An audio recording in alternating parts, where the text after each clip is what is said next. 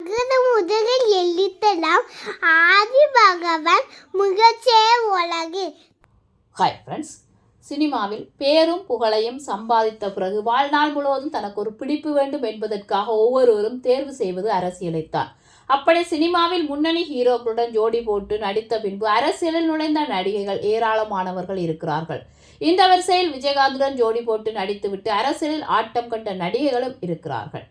அவர்கள் யார், எந்த கட்சியில் இருக்கிறார்கள் என்பதை இந்த வீடியோவில் பார்ப்போம். கௌதமி கிட்டத்தட்ட 125 படங்களுக்கு மேல் கதாநாயகியாக நடித்து பிரபலமான நடிகைகளில் ஒருவராக இடம் பிடித்தார் கௌதமி. அப்படிப்பட்டவர் சுமார் 25 வருடங்களாக பாஜக கட்சியில் உறுப்பினராக பணியாற்றி வருகிறார். கடைசியாக ராஜபாளையம் தொகுதியில் நின்று ஜெயித்தார். ஆனால் அங்கே அவருக்கு ஏற்பட்ட பண மோசடி பிரச்சனையால் கட்சியை வேண்டாம் என்று ராஜினாமா கடிதத்தை கொடுத்து வெளியே வந்துவிட்டார். ராதிகா சரத்குமார் தமிழ், தெலுங்கு, ஹிந்தி, மலையாளம் மற்றும் கன்னட படங்களில் ஹீரோயினாக நடித்து மிகவும் பிரபலமான நடிகை என பெயர் பெற்றார். அப்படிப்பட்டவர் 2006ஆம் ஆண்டு இவருடைய கணவர் சரத்குமார் அதிமுகவில் இணைந்ததால் அவருக்கு சப்போர்ட் பண்ணும் விதமாக கை கொடுத்தார். அதன் பின்பு தனி கட்சியை ஆரம்பிப்பதற்காக சமத்துவ மக்கள் கட்சியின் துணைத் தலைவராக பதவியை ஏற்றார்.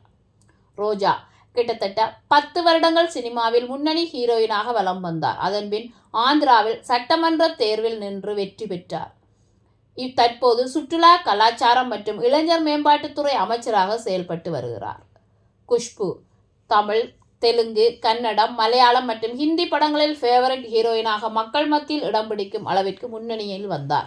அதன் பின்பு பாஜக, காங்கிரஸ் மற்றும் திமுக கட்சிகளிலும் அவ்வப்போது தாவிக்கொண்டு பணியாற்றி வந்தார். கடைசியாக 2021ஆம் ஆண்டு தமிழ்நாடு சட்டமன்ற தேர்தலில் பாரதிய ஜனதா கட்சி சார்பாக சென்னையில் உள்ள 1000 விளக்கு தொகுதியில் நின்று 32,200 வித்தியாசத்தில் தோல்வியை தழுவினார்.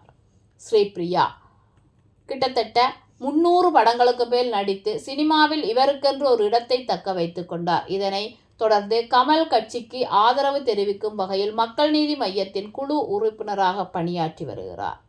சௌந்தர்யா தமிழ், தெலுங்கு, கன்னடம், ஹிந்தி மற்றும் மலையாள படங்களில் முன்னணி ஹீரோயினாக நடித்து அனைவரது மனதிலும் இவருக்கென்று ஒரு இடத்தை பிடித்துக் கொண்டார். அதன் பின்பு இவருடைய அண்ணன் பிஜேபியில் உறுப்பினராக இருப்பதால் அவருக்கு சப்போர்ட் பண்ணும் விதத்தில் பிஜேபிக்கு ஆதரவாக பேச ஆரம்பித்தார். அப்படி ஒரு முறை கட்சி சம்பந்தமாக பேச போகும்போதுதான் விமான விபத்து ஏற்பட்டு இறந்துவிட்டார் என்பது குறிப்பிடத்தக்கது. மீண்டும் ஒரு புதிய தகவலுடன் உங்களை சந்திக்கிறேன்.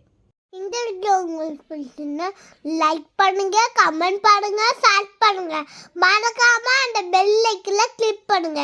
Bye friends, thank you.